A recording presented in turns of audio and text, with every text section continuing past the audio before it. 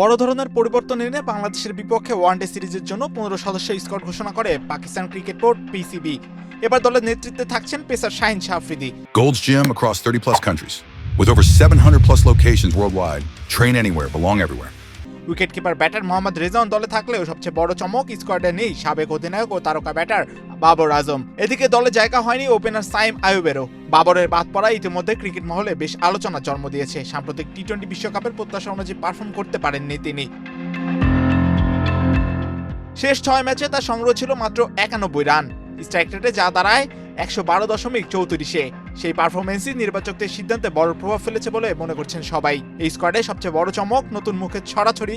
এখন স্কোয়াডে অভিষেক হয়নি এমন 6 ক্রিকেটার নিয়ে বাংলাদেশে আসছে পাকিস্তান দল। এর মধ্যে রয়েছেন সাহিবজাদা ফারহান, আব্দুল সামাদ, মাস সাদাকাত, মোহাম্মদ কাজী গুরি, সাদ মাসুদ এবং শামিল হোসেনের মতো তরুণ ক্রিকেটাররা। বিশেষ করে নজর থাকবে সাহিবজাদা ফারহানের দিকেই। সদ্য শেষ হওয়া টি-20 বিশ্বকাপে দুর্দান্ত ফর্মে ছিলেন তিনি।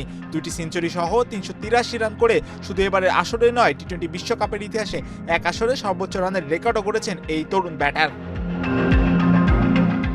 অন্যদিকে অভিজ্ঞ ওপেনার ফখর জামানও নেই বাংলাদেশ সিরিজে। হ্যামস্ট্রিং ইনজুরির কারণে তাকে রাখা হয়নি স্কোয়াডে।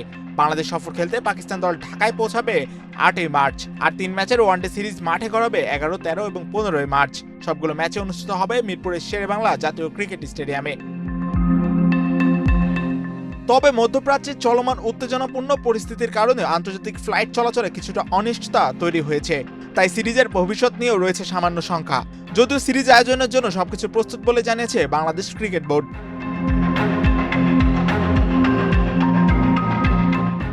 মাহিউজ্জামান, বাংলাদেশ প্রতিদিন।